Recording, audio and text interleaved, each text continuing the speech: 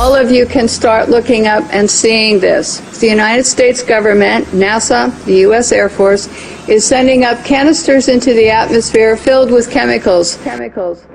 Another example is the array of technologies, often referred to collectively as geoengineering. One that has gained my personal attention is stratospheric aerosol injection, or SAI.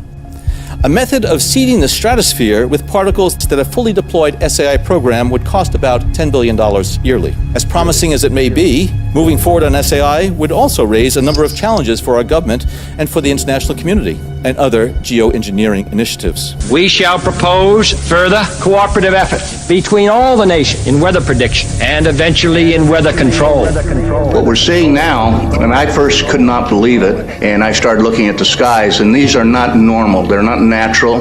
There's something going on. I don't know who it is or why they're doing it. All I can testify is it's not natural and it's not normal. It's got to be some outside influence doing that. I'm here to give you testimony that chemtrails, they're not contrails, are indeed real.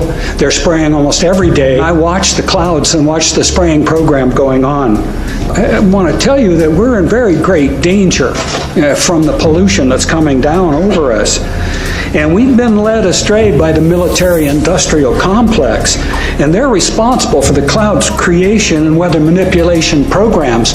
They're dark operations. When you look up at the sun and you see a white haze, that is aluminum floating in the air right now, and it's coming from the aircraft. You want some figures? Okay, latest water test. Tested the rain. 13,100 micrograms per liter of aluminum in the rain in 2013. Normally, it should be zero. Here with Kristen Megan, who's actually a U.S. military whistleblower. She has an amazing, fascinating story that we will share with you here today. Now, Kristen, can you tell us what branch of the military you were in and what you uncovered? Sure. I was in the Air Force on active duty for 9 years, and I worked in bioenvironmental engineering. One part of that process was to approve chemicals, hazardous materials. You know, what are you using? Why do you need it? Where's it being used? And tracking that disposal. After it being brought to my attention about chemtrails or geoengineering, I used to think it was crazy. It actually was disrespectful to my line of work, because here we are trying to prevent environmental aspects and impacts and not have anybody get sick from our operations. But in an attempt to debunk, it changed my life. I started noticing things. I started noticing large quantities on the system where I would approve chemicals that did not have a manufacturer name, wasn't tied to a building. And when I started asking questions, I slowly became demonized. I feel they're getting ready to admit it, and they're trying to sell it to us. You know, it's kind of like they sell vaccines to us, they sell fluoride to us. You know, fluoride is a mining waste product.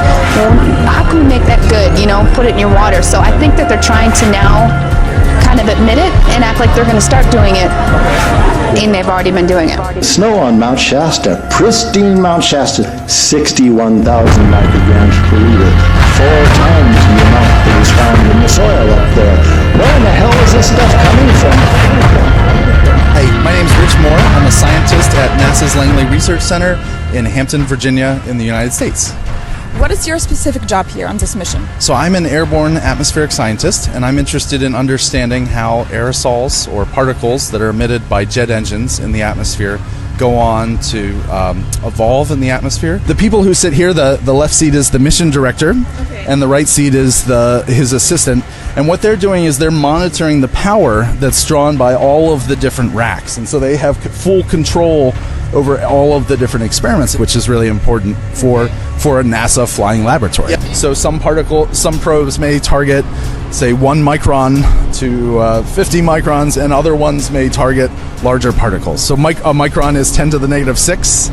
So we're talking about 1,000 times bigger than those soot particles that I described. And so it's a big plane.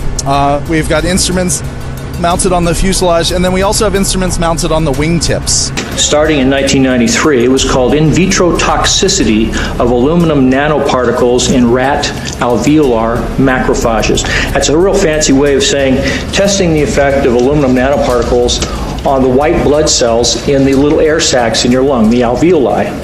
And what they found in this 8-year study was that these particles, when you're exposed to them long enough, it suppresses the ability of your white blood cells to defend you from airborne infections coming into your lungs. So it suppresses your immune system.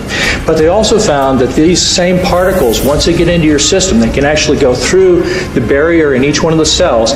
They get inside the cells, and these particles can actually suppress the ability of mitochondria, which are in the cells that help to gobble up toxins and things that would be harmful to the nucleus and the reproduction process of the cells in your body. These processes are suppressed, and so essentially by breathing this material in, your immune system is dramatically suppressed.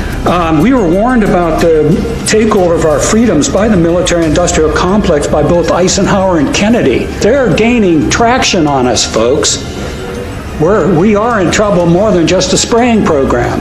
All I can say is it's about time we get up in arms about this, because it is affecting our health. It's high time that we as citizens of this great country take action. The most amazing thing is that cloud up there, which was generated by the engine, and in about an hour's time, someone in Mississippi is going to get wet washing. It will actually rain. It's raining! That's unbelievable! Oh. NASA's playing God. It's making its own weather.